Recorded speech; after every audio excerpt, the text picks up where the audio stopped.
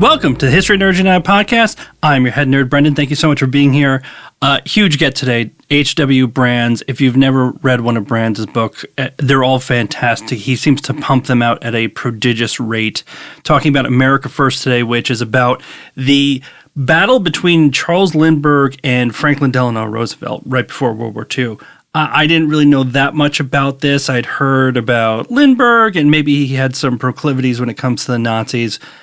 Bill's book is fantastic. Personally, I don't like Lindbergh or FDR, but by the end of this book, I understood them so much better and could at least understand where they were coming from and why they did what they did. It's a great history book that does that, and that's what Bill does every single one he puts out. So, how about I shut up and we hear from Bill. And here we are with author H.W. Brands, America First, Roosevelt versus Lindbergh in the Shadow of War. Bill, thank you so much for coming on. Delighted to be back with you. Bill, it's absolutely an honor to talk to you. I've been a fan for a long time. I have to say, I've asked this question of authors before, but you might be the apex of this. How do you keep writing books so fast that are still good? I mean, you are, I would say, the Stephen King of nonfiction. I don't know how you do it. Well, there's just one simple secret, and that is write every day. The writing business is one where there are all sorts of plausible excuses not to write today. So I need a little bit larger block of time. I got this to do, that to do. Now, just sit down and write. Now, for me, it's relatively easy because I like the process of writing. There are a lot of writers who like to have written books, but the process they find somewhat painful. I actually enjoy the process. And so when I get up in the morning, it's not a matter of, okay, I got to write for 4 hours today or something like that. It's okay, I got some time, let's write. So if there's any secret, that's it. Just keep writing. I love it. Yeah. How did you decide to write this book specifically on FDR and Lindbergh? I had written about Franklin Roosevelt before. I wrote a biography of Roosevelt called Traitor to His Class. I knew the story about the debate over whether the United States should enter World War II or not. Now, since Donald Trump was elected president in 2016, there has been a more serious reconsideration of America's leadership role in world affairs than at any time since the election of 1940, which is a centerpiece of my book, America First, because Americans had largely taken for granted the position that Roosevelt endorsed during that time, that the United States should and must be the leader of the free countries of the world, came to be called the free world. And Americans have become quite enamored of that. There have been moments of reflection, moments of doubt toward the end of the Vietnam Wars. So Americans said, do we really want to do this? But by and large, Americans have responded to candidates and presidents who've said, the United States needs to be the leader of the world. We are a great country and we need to act in a great way. And Americans have found that very heady and sort of very self-fulfilling. Not every country around the world has agreed with that, but for Americans, it's a very appealing position.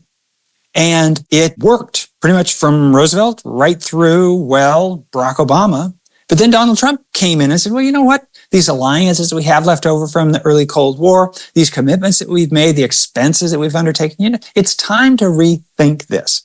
So I was observing this during Trump's presidency, and I thought maybe it's time to take a look at the arguments for and against America's leadership role in the world. But I want to do it not from the perspective of America having been a leader for 70 years, but what did it look like before America took on that role? So I went back to the first, more precisely, the last time when it had been sort of a fair fight between these two positions. And it was at this moment in the late 1930s and early 1940s, especially between the outbreak of war in Europe in the beginning of September 1939, so the last 4 months of 1939, until Pearl Harbor in 1941, this roughly 2-year period, when Americans were debating from first principles, what is the appropriate position for the United States to take in a world that sometimes goes to war, in a world that contains bad actors? Do we always have to go out and challenge them? Would we be better off just sort of pulling back and defending ourselves close to home?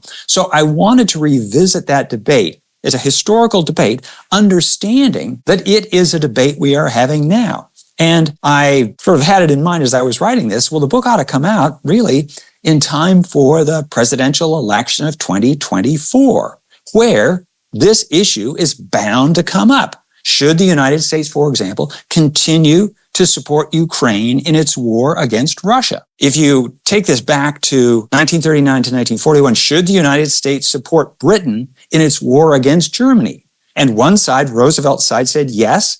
And the side that was characterized most clearly by Charles Lindbergh, the famous aviator, but somebody who knew a lot about world affairs and especially about military armaments, said, no, this isn't something we need to do automatically. We do it on a case-by-case basis, but we have to consider what America's interests are. So I thought, this debate's going to come up in 2024, which is also one of the reasons the book is coming out in September of this year rather than in November. Get it out sort of more ahead of the election.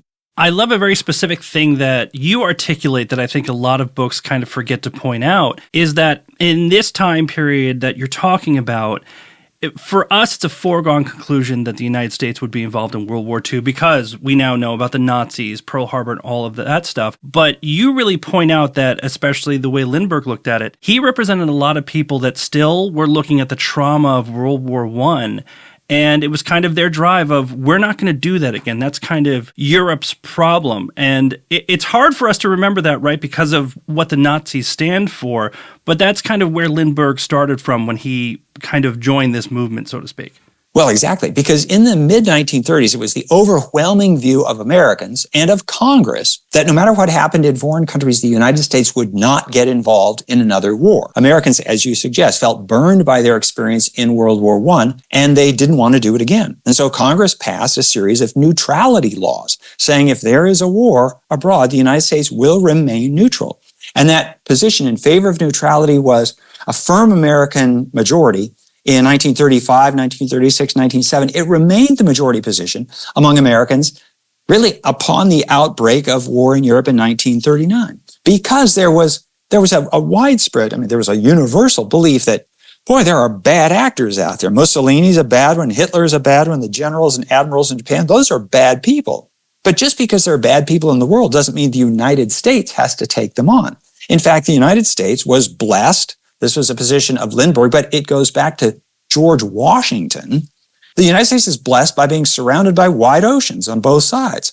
And so we don't automatically have to go to war when other countries go to war. In fact, it behooves the United States to build up its hemispheric defenses. And this was the position that Lindbergh took. Lindbergh was called by his critics an isolationist, as though just pull within the United States and ignore what happened in the rest of the world. That really wasn't a simplification of what Lindbergh contended. What Lindbergh wanted was hemispheric defense. He wanted American bases in Canada, American bases in Mexico, American bases in South America. And if any foreign country, a potentially hostile country, intruded on the entire Western Hemisphere, the United States would let him have it. And he was pointing to this is the advantage of air power. If we have air bases in these countries, any ships that come close, we can bomb them hundreds of miles offshore. And so he was by no means a narrow-minded America only, as in United States only. No, he was sort of the Americas. You could call this the Monroe Doctrine on steroids, where the United States was going to basically arm and control all of the Western Hemisphere. By the way, it really ticked off the Canadians because when the war broke out in Europe, they automatically, as part of the British Empire, went to war with Britain against Germany. And Lindbergh told them, you can't do that. You're violating hemispheric solidarity. And they understandably said, well, who are you to tell us what we can do, what we can't do? But he said, if war comes to North America, you're to blame because you guys declared war on Germany. And he pointed out something that is generally forgotten. He was even forgotten at the time. And it might sound like splitting hairs, but Germany did not declare war on Britain first. Britain declared war on Germany. Now, it was over Poland. Germany had invaded Poland, and Britain had an agreement with Poland that if it were attacked, the British would declare war. But Lindbergh pointed out that Britain opted into this war. And if they're not ready to fight this war, well, worse for their stupidity. But we shouldn't have to pay for their stupidity. We shouldn't have the responsibility of bailing them out again the way we bailed them out the first time around. What I find very interesting about Lindbergh, I never knew this, and it's amazing to think about today, but I think a lot of people think, oh, Lindbergh, he was a celebrity, he started throwing his weight around, but this was a very educated celebrity when it came to air power, right? Because he was so famous, he went around to other countries and they're like, hey, just come see what we can do with airplanes. I mean, you wouldn't get away with that today. Yeah, so when I first came across this part of Lindbergh's biography, I thought, wait a minute, what are these countries doing? Inviting this one foreigner into their aircraft plants and onto their Air Force bases. But in fact, it made perfect sense, because if you were Italy, if you were Germany, if you were Japan, if you were the Soviet Union, you wanted the world to know that you were ready for a war, so don't mess with us. And so they would invite Lindbergh around. And Lindbergh, he looked upon these air forces with the eye of, okay, what does this mean for the United States? But he was kind of the original aviation gearhead, where he wanted to know what was under the hood. And they would let him fly the planes, and they would talk, well, if you use this motor rather than that motor, if you pitch the propellers this way rather than that. And so he was in his element. And so he would be talking to engineers.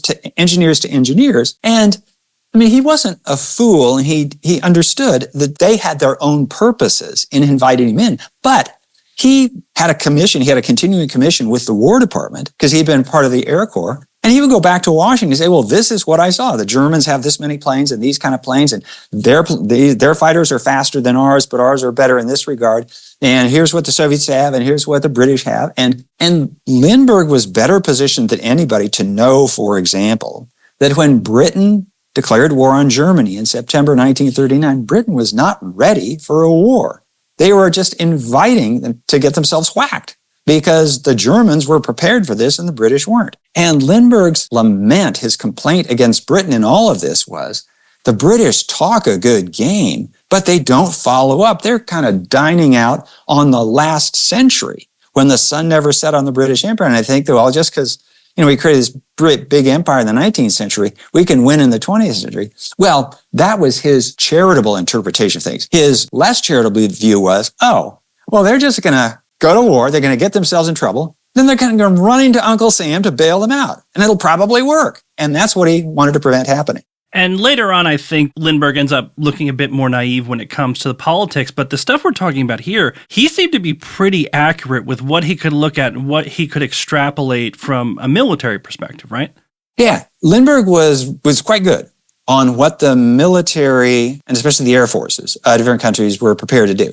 He didn't have a better grasp on, say, the ground aspect of blitzkrieg than other military attachés and the like. In effect, he was an unofficial military attaché. And by the way, there was a long practice of having military attachés from foreign countries come and see what you're doing, precisely because it was kind of the equivalent in those days of spy satellites today. And one of the things that spy satellites have done since they first went up in the 1960s was they have eliminated some of the cause for alarmism on the other side. Because if we can see what weapons you have, then we won't be misled into thinking you have 10 times as many weapons as you have. And so if we know you got this many, then okay, we only need this many. So this idea of Lindbergh wasn't the only person to know about the German Air Force and so on, for the reason that I explained. But he did understand that. And there was this widespread belief that was conveyed by people like Franklin Roosevelt. Franklin Roosevelt's a very interesting character here, because Roosevelt believed early on, in fact, he had believed during World War I, when he was in Woodrow Wilson's cabinet, that the United States should take a leadership role in the world. That was his view of America. It also flattered sort of himself and his view of the importance of people who led the United States. And of course, he became president of the United States. But he also understood, Roosevelt was very good at reading the political temperature of the American public. And in the 1930s, he remained convinced that the world needed America's leadership, but he kept his mouth shut because he knew that Americans didn't want to hear that.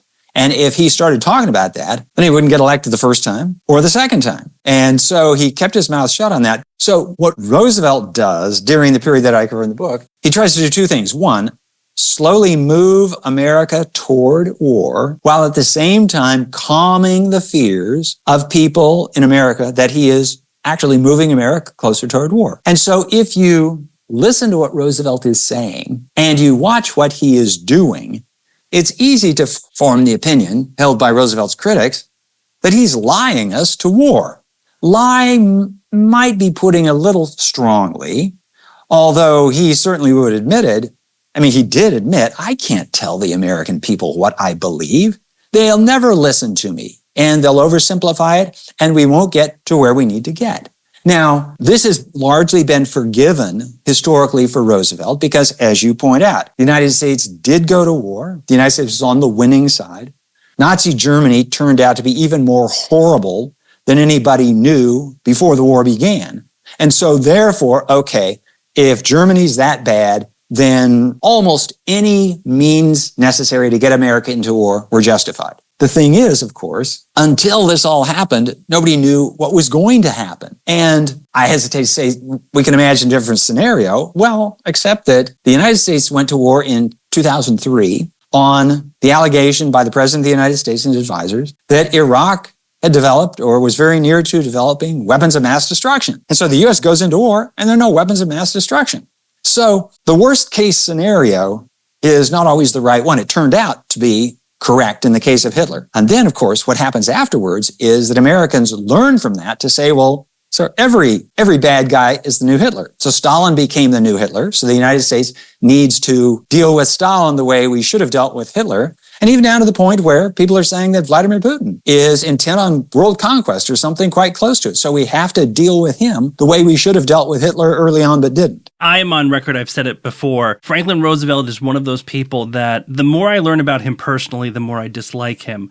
But at the same time, I have to admit he is a master politician. And I think a lot of that comes out in this. One particular scene that I thought was absolutely perfect is, and I'll just set it up and you can explain it, he's going for a third term, but he doesn't want people to know he's going for a third term. He wants to look like he's not going for a third term, but the vice president comes in to talk with him. Could you talk a little bit about that, about how the third term was coming along and he tried to the last second to make it seem like he didn't want it? Well, observers of American politics in the last 6 weeks can appreciate part of this, especially those who've been watching what's happening on the Democratic side. Because what Roosevelt was doing was sort of quietly assuring various people in the Democratic Party that he was going to give them his support. So John Nance Garner, who was his vice president, he disagreed with Roosevelt on a lot of stuff, but he bit his tongue. And he was the loyal vice president in hopes and expectation that when Roosevelt stepped aside after 2 terms, as presidents always did, going back to George Washington, then he would give his support to Garner, and Garner would be the next president of the United States. Meanwhile, Roosevelt was saying much the same thing to his postmaster general, Jim Farley, with whom he had ties that went way back even before Garner. And he declined to say that he wasn't running for a third term. He declined to give his support to either of these two until too late for them to develop any support on their own. And I say this kind of echoes, it foreshadows what happened lately, because until the very last minute, Joe Biden essentially had said, I'm going to keep doing it so that nobody could step up and mount a campaign against him. So this is the position that Farley and Garner, they had supported Roosevelt, but they became embittered by this. And so Roosevelt maneuvered his party into the position that once war broke out, then he saw this was his chance. Because Roosevelt falls into the category of when you become president, almost any next act after the presidency is really a letdown. And he had seen his cousin by birth and his uncle by marriage, Theodore Roosevelt, become utterly lost after leaving the White House. And Theodore Roosevelt went off on safari, and then he blew up the Republican Party trying to get the nomination from the guy he had essentially handpicked. And Franklin Roosevelt didn't want to do that. And he really liked being president. And so once he saw that war in Europe broke out, he basically said, this is going to be my ticket to a third term, because he'll place the position where, we need somebody who's experienced. We need somebody to have a firm hand on the tiller. And so he basically kept any Democrats from challenging him until, now we're in the middle of a war. U.S. isn't, but Europe's at war. And we got to go with Roosevelt because no one has been able to develop any momentum. I should add that aside from Farley and Garner, it really angered a lot of people in the Democratic Party who've been waiting their turn.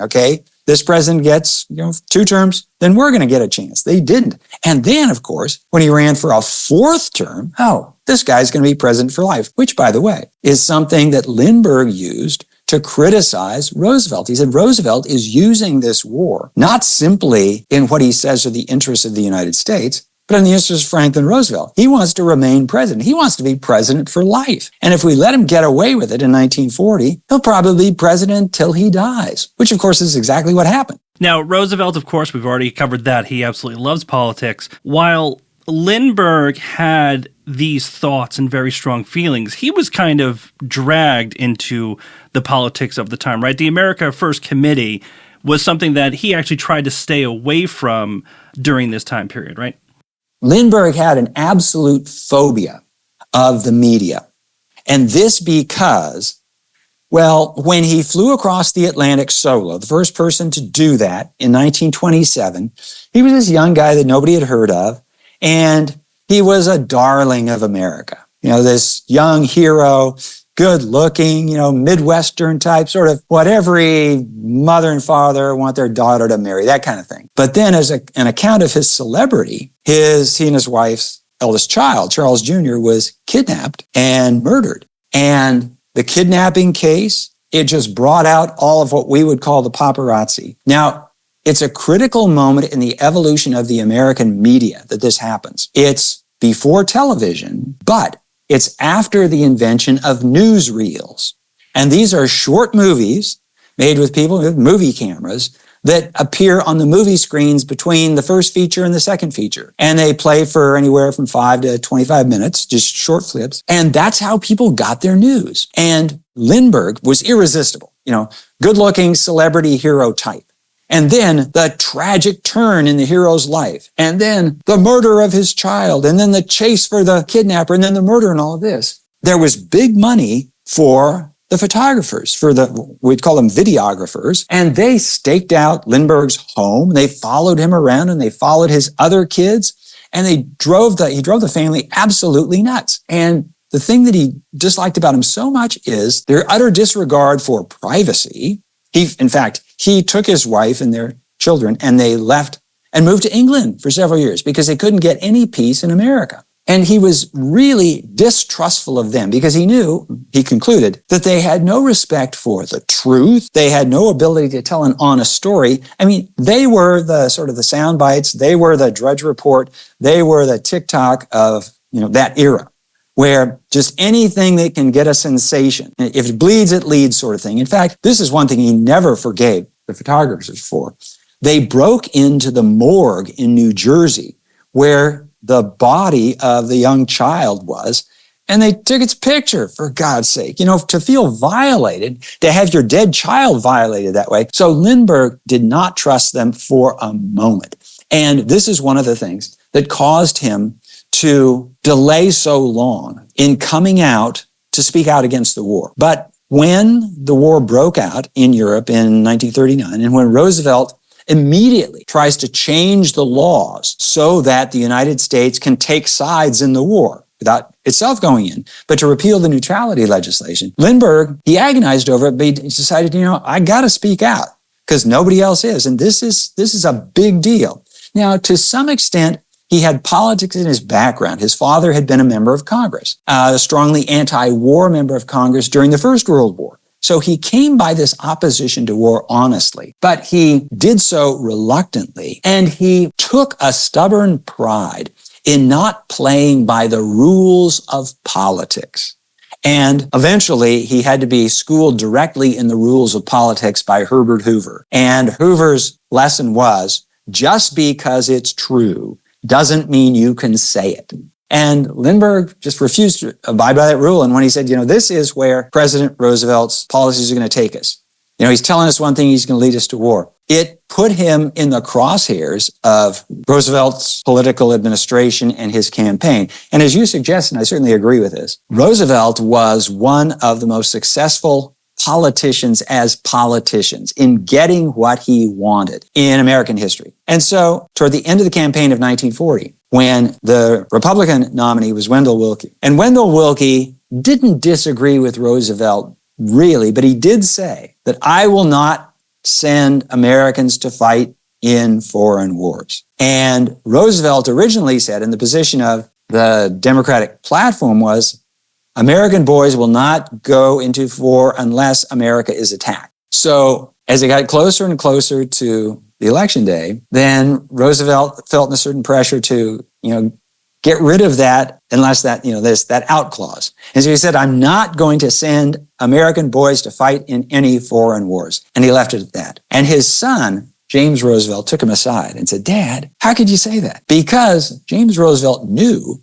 that his father was planning on getting America into the war. He said, how can you say that? He said, well, Jimmy, you got to realize that in politics, you can't say everything you know. Because if I had left the door open to say, well, if we're attacked, we'll go to war, then all you would hear from my opponents was, Roosevelt's going to take us into the war. And the rest of my message would have been lost. So in this particular memoir, James Roosevelt says, I realized that my father, he couldn't give up the presidency, and he has his father saying, Jimmy, America needs this war, and I think I do too. And so Roosevelt is a hard person for the historian to write about, because Roosevelt did not commit his innermost thoughts to a diary. He never really bared his soul to anybody. So you don't get any moments where the historian or the biographer can say, and this is really what Roosevelt was thinking. You have to infer it from his actions. Now, in contrast, Lindbergh, oh my God, Lindbergh kept this diary. He wrote hundreds of words, sometimes thousands of words a day. We get, inside Lindbergh's head. I mean, to the point where, as the author, I can say, okay, I can't include all this stuff. You got to cut it down a little bit. But it's fascinating to see the mindset of these two approaches. And of course, as we know, this is no spoiler to say that Roosevelt won this argument and the United States went to war. Well, I especially want to touch on that, because what I love about this book, and I kind of write about it in my review, I love that you as an author kind of realize there's already a lot of stuff for you to just filter to the reader, because a lot of this is you're taking direct quotes, you're taking from speeches, and you're just kind of guiding the reader through, and it's just all the words are there and you can hear directly from that person. And I've always really appreciated you as an author. You don't tell, hey, this is what you should think about Roosevelt. You just say, here's what Roosevelt said, here's what Roosevelt did, and you kind of make your decision from there. Is that important for you as an author, that you're like, hey, I'm going to lead you down a path, but I'm not going to tell you where you're supposed to go? Exactly. Yeah. So I appreciate you saying that, because I feel that my job as the historian is to let readers and my students when I'm in class try to experience what it was like to be alive in these earlier times. So what did the world look like to Franklin Roosevelt? And I want to convey that. And the best way that I convey that is to let Roosevelt speak for himself. And Roosevelt does speak for himself pretty well. As I say, not in diaries and not in any form where, you can say, boy, this is what he really feels. But you put it together from his public speeches and especially from his press conferences. So the secret weapon of any historian of the Roosevelt era, biographer of Franklin Roosevelt, is his press conference. He did 2 press conferences a week for the 12 years of his presidency. And every press conference is a performance, because Roosevelt is performing before the press corps. He holds the press conferences in his office. He's sitting at his desk, in part to hide his disability. So looks like he's sitting in an office chair, but also because he makes it clear to the reporters that they're on his turf and they're going to play by his rules. And the rules in those days, first of all, these were not broadcast. These were not recorded. So the president never had to worry about a slip of the tongue. The rules of the road for these press conferences were that the president could be quoted only if the president said, you can quote me on this. And in a number of these press conferences, reporters will say, Mr. President, can we quote you on that? And he said, yeah, here's what you can quote me on, and go from there. So Roosevelt would have these kind of insider conversations with the same group of reporters twice a week. And they were there for years and years. And they felt kind of like insiders, almost co-conspirators. And so Roosevelt is able to get his message across, but at a distance. So when he talks about, at one point, he talks about Lindbergh as a 5th columnist. So this was a term that came into vogue in the 1930s during the Spanish Civil War, when there were 4 of the rebel columns that were marching on Madrid, and the leader of the rebels said, and there's a 5th column within. These are our supporters within the other side. So these are basically traitors within. And he uses this to talk about Lindbergh. Now, sometimes the reporters would say, are you talking about Colonel Lindbergh here when you say this? And sometimes he said, I'm not using any names at all. On a couple of occasions, he said, draw your own conclusions. So this is what he thought. With Lindbergh, in his case, I do have this diary, so this is what he's thinking. This is the story he's telling to himself. And then his speeches. And one of the reasons I rely on the speeches is that this was a debate that lasted 2 years between Lindbergh and Roosevelt.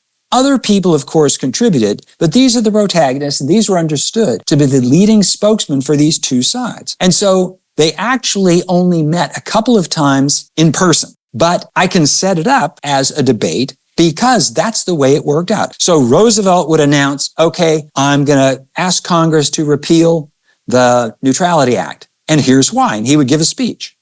And then Lindbergh would go on the radio 2 days later and say, the president has proposed to repeal the Neutrality Act, and here's why I think that's wrong. Now, both of them were really artful speakers. They crafted their words well. This doesn't work if you get somebody who's not very articulate, somebody who's not very quotable. And so one of the reasons that I took on this assignment and that I chose these people is precisely because they're very effective in making their argument. And when my reader is reading the book, I hope that the reader, after reading Roosevelt's latest speech, says, he's right. That's really what we ought to be doing. And then Lindbergh rebuts and says, well, wait a minute. I think Lindbergh's right. The reason I want this to be the case is that it's been my observation in my study of history that the hard questions, the ones that are in live debate at any given time, they're really closely balanced. Because if one side clearly has the better of the argument, then the argument is resolved and we go on to something else. So, for example, in the 1850s, it was an open question in American politics whether a state could constitutionally leave the Union or not. And people debated this. Okay? We don't debate this anymore. The Civil War settled the question of whether states could get out of the Union. So now we debate other things. In the 1930s, people debated whether the government should provide tax-supported pensions for old people.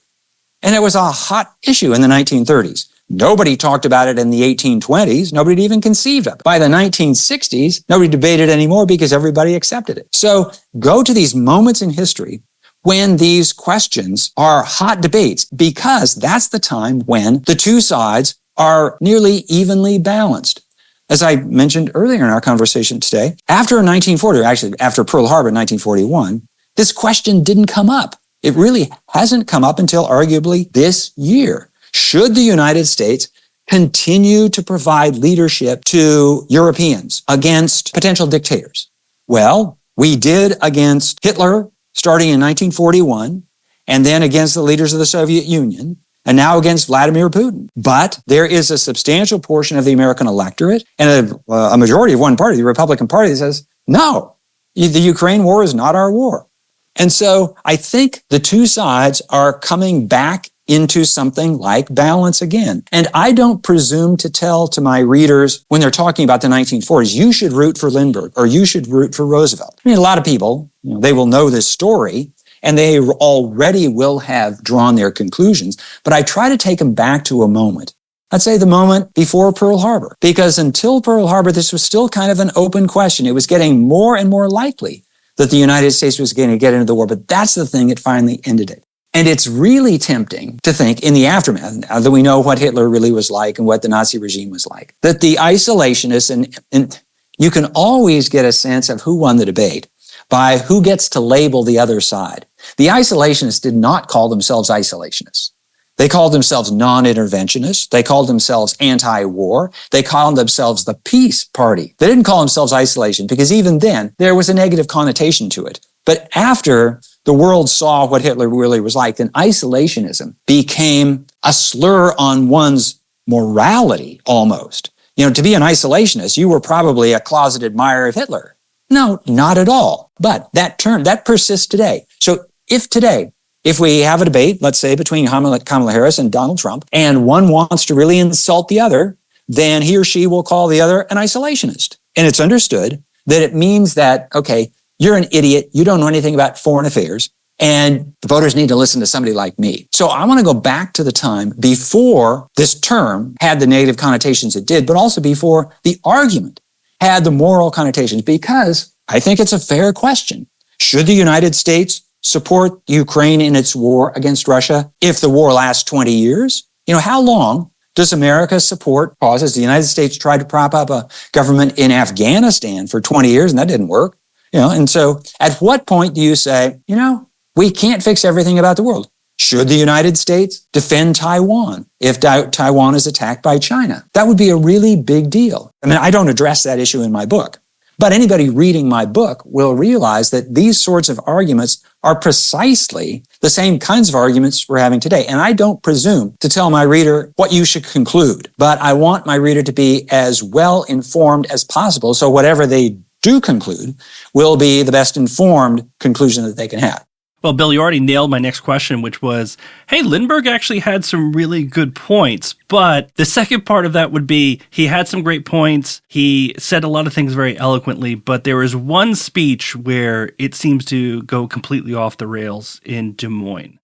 Okay. So this is the one that is remembered about Lindbergh. And it's the one that allowed people to dismiss essentially the rest of Lindbergh's argument. Because Lindbergh, and the striking thing is that very few people actually disputed the substance of what Lindbergh said. They just said, oh my God, he had the horrible taste to say this. What he said was that there are three groups who are really trying hard to get the United States into the war. He said Britain is really trying hard to get the United States into the war. And Lindbergh said that's quite understandable. Britain is at war and they would like all the help they can get. He said the second group is Jewish Americans. And it's quite understandable that they would feel a particular interest in this because their relatives, their grandparents, their parents are getting the hell beaten out of them by the Nazi regime. And he said, that's perfectly understandable. And then he said the third group, and the most dangerous group, is the Roosevelt administration. And Roosevelt, for his personal reasons and for the reasons of his supporters, wants to get the United States into war, even though he's saying he doesn't want the United States to go to war. Now, the one thing that anybody picked up out of this speech is that Lindbergh used the term Jew or Jewish in the context of this debate. And it allowed people to say, he's an anti-Semite, and then just leave it at that. Because if you're an anti-Semite, then presumably you're in favor of everything that Hitler does, and all the sins of Hitler will be piled upon your head. And it's really interesting to me to go back and look at that speech in the context of protests over American support for Israel in the current war against Hamas. Because it is utterly unremarkable for somebody today to say that there is a Jewish lobby in the United States. It's called AIPAC, and that it is promoting, the cause of Israel, a foreign country. And Lindbergh didn't even go that far when he said that. He just said that I understand the position that Jewish Americans are taking, and they've suffered greatly. It's unremarkable, but that should not dictate the interests of the entire United States of America. That speech allowed all the opponents of Lindbergh on the grounds of for the war or not to say he's an anti-Semite. And anybody from this point forward who listens to Lindbergh, that makes you an anti-Semite too. And so this is a case of sort of playing the anti-Semitic card against Lindbergh. And it continues to follow Lindbergh's reputation. So if you ask most people about Lindbergh, the first thing they might remember is that he flew across the Atlantic. And the second thing is he was an anti-Semitic apologist for Hitler. And he wasn't apologizing for Hitler at all. He was just saying that the interests of the United States are this. And okay, there are groups in the United States that want us to do that and that. I don't think that is the interest of the United States as a whole. I'd like to ask straight up, you've read his diaries, you read the speeches, all of that. Was Charles Lindbergh an anti-Semite? It depends entirely on what you mean by an anti-Semite. Did he buy into some of the stereotypes of the day? Did he think, for example, that Jews in America had inordinate control over the media? Yeah, he did. Now, in fact, at the time, 5 of the 6 studios in Hollywood were controlled or operated by Jewish Americans. So is it a stereotype to point out something that's true? Okay, so there's that issue. He did probably overestimate the influence of Jews in the print media. Jews did control, a Jewish family ran the New York Times, but certainly there are plenty of papers that didn't. So was he an anti-Semite? The way I would put it this way is, if somebody criticizes the policy of the Israeli government today, there are some people in America and around the world who would say that prima facie makes you an anti-Semite. Now, there are plenty of people who would say, no, it doesn't. That's the position that Lindbergh was in. I don't say whether he was an anti-Semite or not. I do say that a lot of people said he was, and here's why they said he was, and this was the evidence that they pointed to. And the evidence was what I told, this speech, and the fact that he didn't quite single out Jews as a group that wanted to see America go to war for, as he said, perfectly understandable reason. Because he said the British were worse and the Roosevelt administration was worst of all. But at the moment when Americans, at least the ones who wanted war, they wanted to present a united front, for somebody to say that there is one group that is more behind this than something else than another group, that crossed the line. Now, I know there are some people who will confuse this too, and this might be a much easier question to answer. Was he a Nazi? He wasn't a Nazi. So one of the charges that was used against him was that he had been awarded a medal by the German government.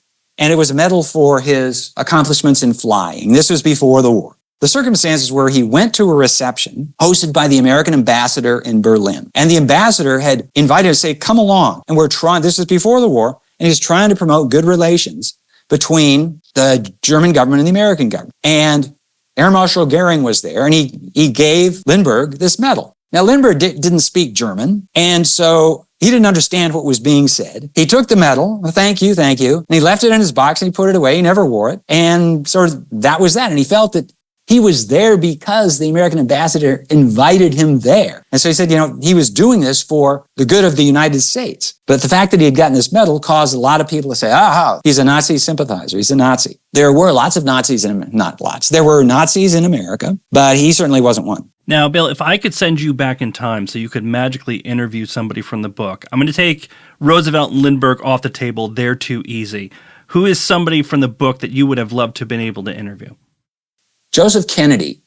So this is John Fitzgerald Kennedy's father. He had been a Wall Street guy, made a bunch of money in Wall Street, and then he became the first head of the Securities and Exchange Commission. This seemed very weird. You're going to bring a Wall Street guy in to basically police Wall Street? And Roosevelt's answer was, well, if you want to find out what the crooks are doing, you got to bring one of the crooks on board. Didn't quite put it that way. But he became American ambassador to Britain.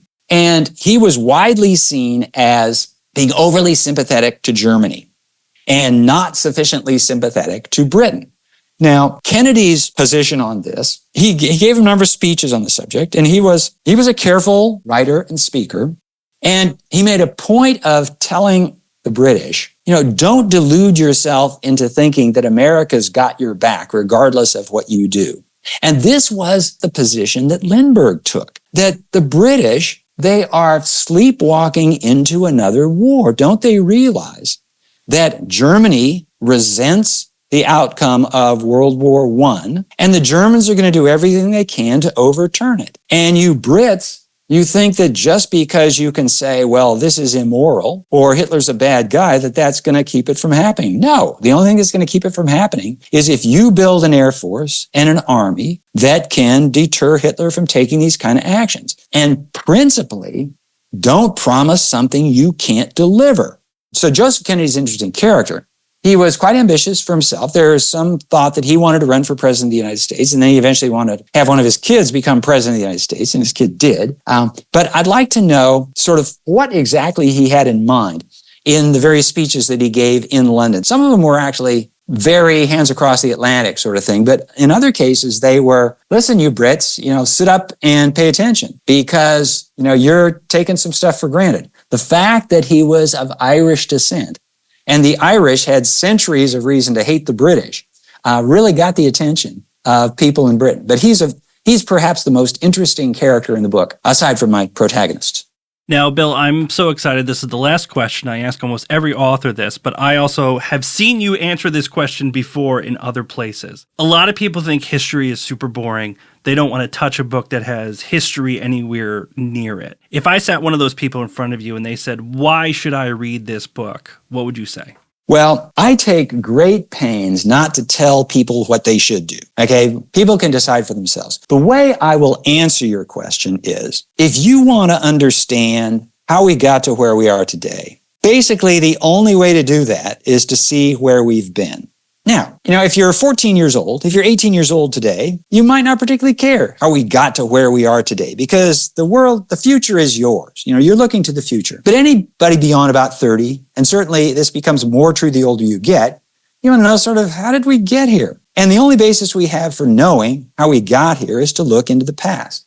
There's another reason for this, and it applies not simply to this book on this subject, but to history books of any kind. I think that one of the most interesting things that humans can do, one of the most important things that humans can do, is to try to figure out what it means to be a human. What does it mean? This comes up when we're young, we're trying to figure out, am I the only person to feel this way? I feel so awkward and I feel so out of place. Do other people feel this way? If you go through a crisis, if you go through a trauma, a loss, it's nice to know that other people have been there before. So we're trying to figure out what it means to be human. And the best way to find out what it means to be human is to have a large circle of acquaintances. If you know lots of people, then you can vicariously experience the world through their eyes. Well, if you read history books or if you read biographies, you can expand your circle of acquaintances infinitely almost.